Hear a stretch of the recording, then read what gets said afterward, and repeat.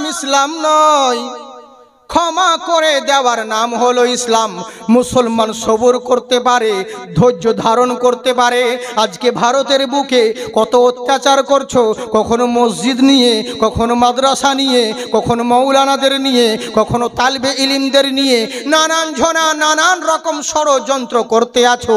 কিন্তু মুসলমানরা চালাক আছে, এরা বুদ্ধিমান আছে, এরা জানে তোমরা চাইছো এরা হিন্দু মুসলিম যুদ্ধ করুক, লড়াই করুক, তোমরা এটাই চাইছো, কিন্তু কখনো হতে পারে না। আমার হিন্দুস্থানে সকলের জ্ঞান রয়েছে, হিন্দু হোক আর মুসলমান হোক না কেন, সব হিন্দু সমান নয়, সব মুসলমান সমান নয়। তোমাদের নেতার কথায় এরা কখনো ফগলিবে না, এরা কখনো তোমাদের নেতার রাজনীতি চক্রান্তে পড়ে এরা নিজেদের মধ্যে বিভেদ লাগাবে না। তুমি তো থাকবে দিল্লিতে বাইরে, তোমার কথা শুনে আমরা গ্রামে গ্রামে লড়াই করব, দ্বন্দ্ব করব, এটা তা কখনো সম্ভব নয়। মুসলমান সবুর করতে জানে, ধৈর্য ধারণ করতে জানে, কিন্তু প্রত্যেক জিনিসের একটা সীমা আছে। দেখতে দেখতে দেখবে কিছু বলে না, কিছু বলে না। একটা বেলুনকে ফুলাতে গিয়ে একসঙ্গে ফুলে না, আস্তে আস্তে আস্তে আস্তে করে যখন বেলুনটা ফুলে যায়, কিন্তু এই বেলুনের হাওয়া বের করার জন্যে ওরকম অত ধীরে দরকার নেই, জাস্ট একটা যদি পিন মেরে দাও পুরোটাই ধারাম। তো জেনে রাখো, বেশি অত্যাচারের একটা সীমা রয়েছে, নির্যাতনের একটা সীমা রয়েছে। মুসলমান কখনো কাউকে অন্যায় করে না, আগে থেকে অত্যাচার করে না। আমাদের মুসলমান নিজে নিজে ভাই ভাই লড়ালড়ি করতে পারে, দ্বন্দ্ব করতে পারে, কিন্তু কখনো কোনো বেধর্মী গায়ের মুসলিমকে আঘাত দিতে পারে না, কষ্ট দিতে পারে না, কারণ ইসলাম ধর্ম ওই শিক্ষা দেয় নাই। মানবতার ধর্ম হলো ইসলাম। জয় শ্রীরামচন্দ্র উনিও শিক্ষা দিয়েছেন, হে জগৎবাসী তোমরা শোনো, আমি দুনিয়ার বুকে থেকে একটা কুকুরকে আমি এত ভালোবেসেছি, একটা সৃষ্টি পশুর প্রতি আমি এত দয়াশীল, কখনো একটা পশু আমার দিকে তাকিয়ে দেখুক, তার গর্দানে ব্যথা করুক, এটা আমি চাইনি। একটা পশুকে হাতের তালুতে খাবার নিয়ে খাইয়েছি। তাই তোমরা শোনো, তোমরা যদি আমার ভক্ত হও, একবার ইতিহাস পড়ে দেখো, তলোয়ার নিয়ে যারা জয় শ্রীরাম করছো, তোমাদেরকে বলি তলোয়ার নিয়ে জয় শ্রীরাম করো, কিন্তু ইতিহাস পড়ে দেখেছো ভগবান শ্রীরামচন্দ্র ওরে তলোয়ারি ব্যবহার করা তো দূরের কথা, জিন্দেগিতে টাচ পর্যন্ত করেন নাই। উনি তো তীর ধনুক নিয়েই থাকতেন, উনার প্রতীক ছিলেন তীর ধনুক। তাই জেনে রাখো, ভগবান শ্রীরামচন্দ্র শিক্ষা দিয়েছেন, হে জগৎবাসী শোনো, মানুষ হয়ে মানুষের প্রতি নির্যাতন করবে না, জুলুম করবে না। মানুষ হয়ে মানুষকে ভালোবাসো, সৃষ্টি যদি সৃষ্টিকে ভালোবাসো, এর পরবর্তীতে মহান স্রষ্টা তোমাদের ভালোবাসবে। কুদরতের খেলা। আমার নবী মুস্তাফা 10,000 সাহাবীকে নিয়ে মক্কায় প্রবেশ করলেন। আগে বলবো তো, বলবো না ছেড়ে দেবো? বলেন। আর 5 মিনিট। সারা রাত বহু দূর ভাবছি শোনাবো, কি ঘর অনেক দূর থেকে এসেছি, বুঝেছেন তো? হ্যাঁ, আবার যেতে হবে। আমার আসার কথা নয়, তবে আপনাদেরকে একটা কথা বলি, একটু দোয়া করবেন। মানুষ দোয়াটাই কবুল করে, কারণ আমি এই প্রোগ্রামের জন্য খুব টেনশনের মধ্যে আছি। মানে কিছুটা আমার মানে ধরুন গালে একটা ইনফেকশন হয়েছে, মানে দাঁতে কামড় দিয়ে দিয়ে যাই হোক এভাবে বুঝতে পারি নাই, ছালা পড়ে পড়ে এভাবে হঠাৎ করে, তো একটু মানে ঘায়ের মতন হয়েছে ইনফেকশন। তো ডাক্তারে অনেক এখানকার তো ডাক্তার উল্টো পাল্টা কথা বলছে, বায়োপসি করুন, এই করুন, ওই করুন, এটা সেটা। যাই হোক, তো দেখা যাক, কালকে আমার আবার রিপোর্ট করব ভাবছি। তো দোয়া করুন আল্লাহ পাক যেন কিছু না হয়, আল্লাহ পাক যেন শিফা দান করে, বলুন আল্লাহুম্মা আমিন।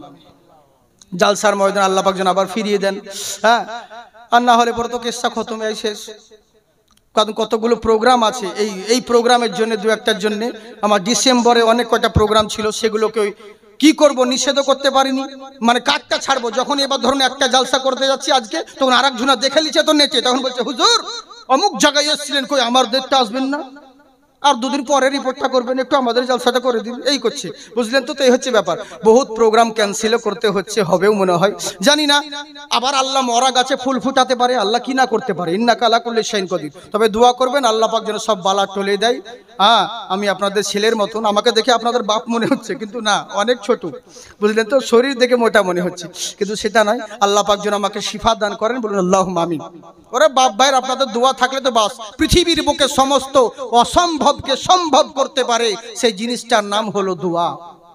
বুঝলেন? মানুষ দোয়ার বদৌলতে জিরো থেকে হিরো করতে পারে।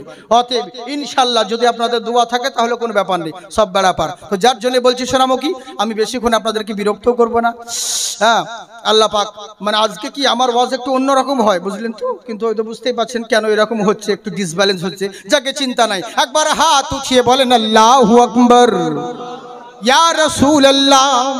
তাই এবার বলছে শোনো, আমার নবী মুস্তাফা ওই মক্কার সরজমিন যখন প্রবেশ করলেন, এবার করলেনটা কি? বহু ঘটনা সংক্ষিপ্তে বলি। নবী মুস্তাফা আমার গোসল করলেন, কিন্তু মক্কার লোকের বুকে শুধু এমনি এমনি করতে আছে। সবাই বলছে আজ আমাদের রেহাই নেই। মক্কার কাফেরেরা, গায়ের মুসলিম যারা, এরা সবাই মনে চিন্তায় পড়ে গেল, আজ আমাদের বউ মনে হয় বিধবা হবে, আজ আমাদের টুকরা টুকরা করবে। কেননা এই নবীদেরকেই, এই সাহাবীকেই এত অত্যাচার করেছি, এত জুলুম করেছি, এত নির্যাতন করেছি, যে মক্কা থেকে মদিনা হিজরত করতে বাধ্য করেছি, অনেক কষ্ট দিয়েছি। নামাজ পড়তে গেছিল, পিঠে উটের ভুঁড়ি চাপিয়ে দিয়েছি, সাহাবীদেরকে বেঁধে মেরেছি, রক্ত ঝরিয়েছি, দান দান শহীদ করেছি, বহু কষ্ট তাদেরকে দিয়েছি। আজ মনে হয় প্রতিশোধ নিবে, আজকে তারা জয় লাভ করেছে, আজ মনে হয় আমাদের রেহাই নেই, আজকে আমাদেরকে মরতে হবে। কেমন চিন্তা করুন, দুনিয়ার মক্কার লোকেরা সবাই কাঁপতে আছে, ভয়ে থরথর করতে আছে, কে কোথায় লুকোবে এর দিশে পাই না। কিন্তু দুনিয়ার যখন মিছিল হয়, আমাদের যখন মিছিল হয় জয়লাভের, কত আবির মাখামাখি করি, তলোয়ারি নিয়ে লড়ালড়ি করি, মারামারি ঝগড়া করি।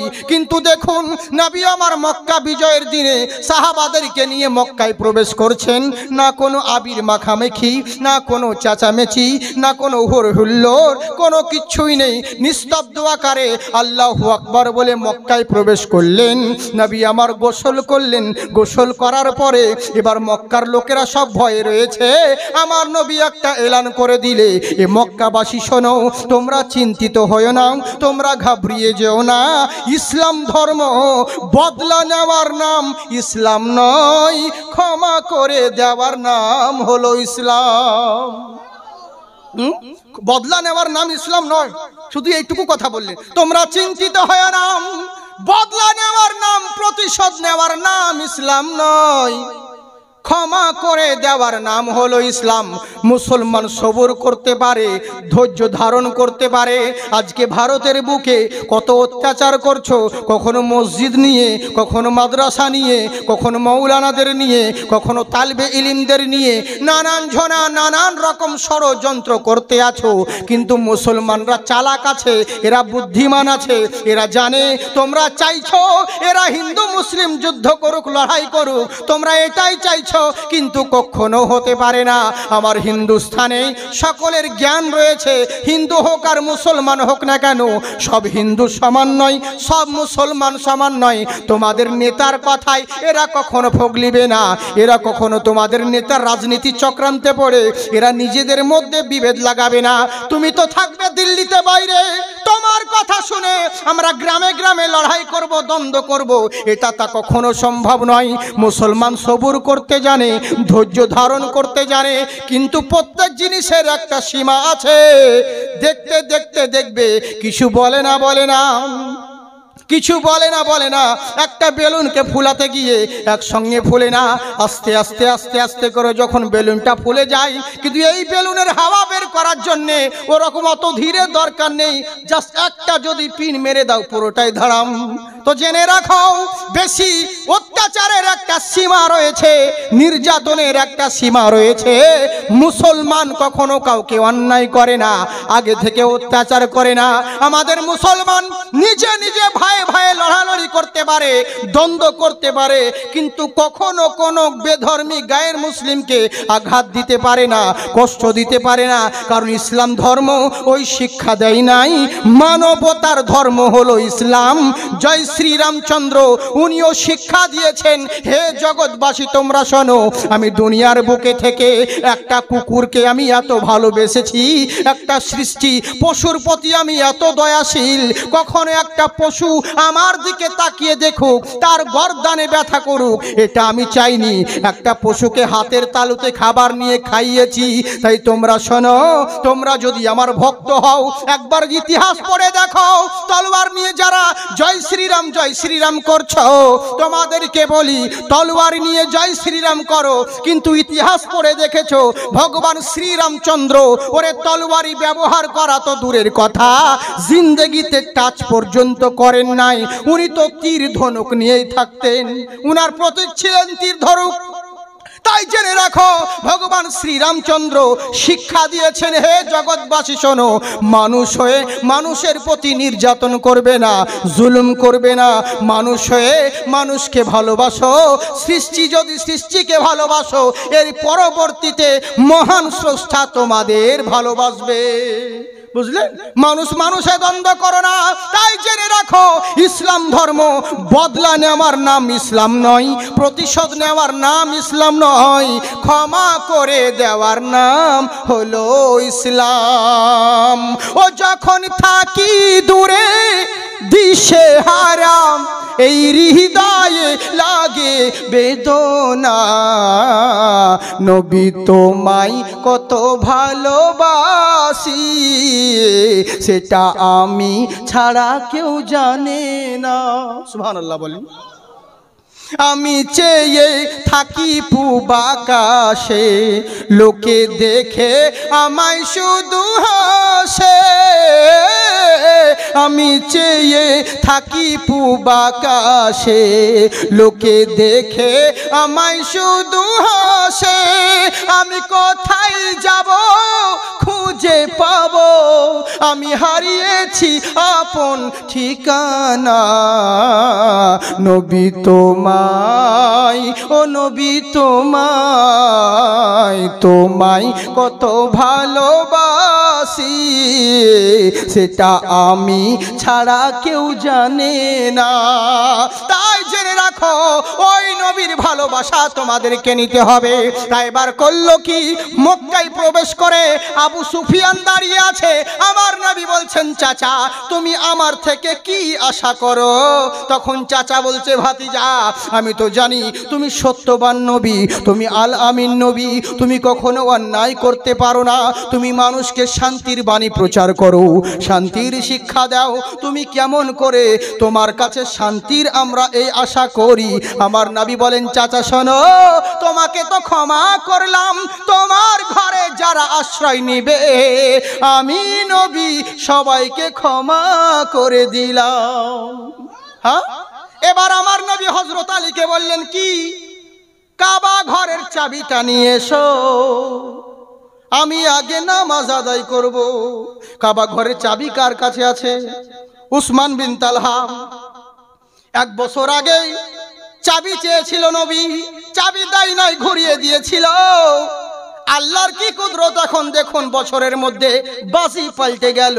এবার আমার নবী হযরত আলীকে বলছেন, যাও তুমি উসমান বিন তালহার কাছ থেকে কাবা ঘরের চাবিটা আজকে নিয়ে এসো। আহারে, খুব সুন্দর কথা, সামনে বলবো বাবজি। হ্যাঁ, কারা কারা নবীকে ভালোবাসেন হাত উঠান। এখানে নাই কোনো 5 জন বান্দা নবীর ওয়াস্তে মোহাব্বতের ওসিলায় আল্লাহর ঘরের জন্য 5 জন ব্যক্তিকে বলবো 2000 করে টাকা দেন খোদার ঘরের জন্য। বেশি বলিনি, হ্যাঁ ইনশাআল্লাহ 50,000, 10,000, 20,000 যা পারবেন ওটা আপনাদের নিজেদের ব্যাপার। আমি আপনাদেরকে মোহাব্বতের সহিত না পারক জিনারা তিনাদেরকে বলেছি 2000 করে 5 জন ব্যক্তি দিতে পারবেন না? আমার জন্য নয়, এই খোদার ঘরের জন্য বলছি, আল্লাহর ঘরের জন্য, মসজিদের জন্য আপনাদেরকে বলবো মাত্র 5 জন ইনশাআল্লাহ। আমি অত বিহায়া নই যে আপনাদেরকে বারবার বলবো দেন গো দেন গো, অত বিহায়া নই, আর হয়তো 4-5 বার বলবো। হ্যাঁ, তো যাক গে, ইনশাআল্লাহ অসুবিধে নেই। 5 জন ব্যক্তি আমার মন বলে আপনারা দিবেন। আল্লাহর বান্দা নবীর উম্মত এখানে আপনারা রয়েছেন, ইনশাআল্লাহ আমার মন বলে আপনারা খুব ভালো মানুষ, দিবেন। আরে লে লো উসি সে जो देता है खुशी से, চাইলে তো সবাই দেয়, কিন্তু না চাইলে কি দেয়? আমি আপনাদেরকে বললাম মোহাব্বতের সহিত, হ্যাঁ, কোনো মোল্লার ঘরের জন্য নয়, সবই তো আল্লাহর দান, আল্লাহ দিয়েছে। আমি সে আল্লাহর ঘরের জন্য বলবো 5 জন ব্যক্তি 2000 করে টাকা দেন তো দেখি। আজকে যদি নাও পারেন নামটা তো লিখিয়ে যান, কালকে দিবেন। যদি না হয় তো 2 দিন পর দিবেন, 2 মাস পর দিবেন, মসজিদের কাজ চলবে তখন দিবেন, আর না হলে সামনে বছর জালসাতে দিবেন। সেটাও যদি না পারেন তো কোনো ব্যাপার নেই, মরার পরে দিবেন। আর কত অপশন দিব বলুন, আর কত নিচে নামবো? কোনো ব্যাপার নেই। আমি হ্যাঁ ইনশাআল্লাহ বাবজি সোনামুখী আমি মহব্বতের কথা বলি। কে কোন ফিরকার, কে কোন মাযহাবের, কে কোন দরের, এখন দেশে কোনো মাযহাব কোনো ফিরকা বিপদে নেই, এখন বিপদে ইসলাম বিপদে আছে, এখন মুসলমান বিপদে আছে, খতরায় রয়েছে।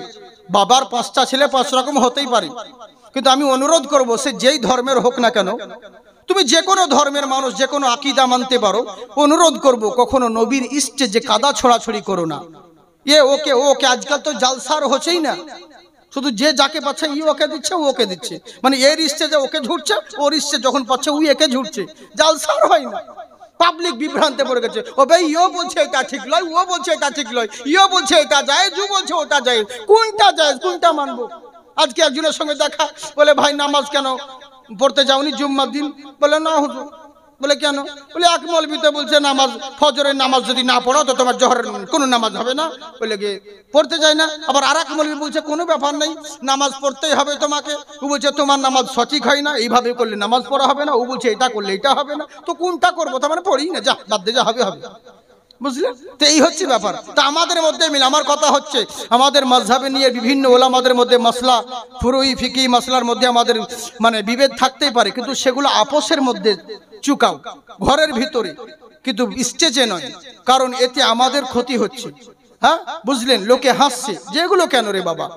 তো এই হচ্ছে ব্যাপার। অতএব দেশের যে পরিস্থিতি, আমাদেরকে এক প্ল্যাটফর্মে হতে হবে। মুসলমান যতদিন না একত্ববাদ হবে, একতা না হবে, ততদিন এদের উন্নতি কোনো দিনই হতে পারে না। সবাই জানে তো যে এরা তো নিজেদের মধ্যে ঠিক নেই, তো দেশে তো অশান্তি হবেই। আচ্ছা সুবহানাল্লাহ, কে নাম গো?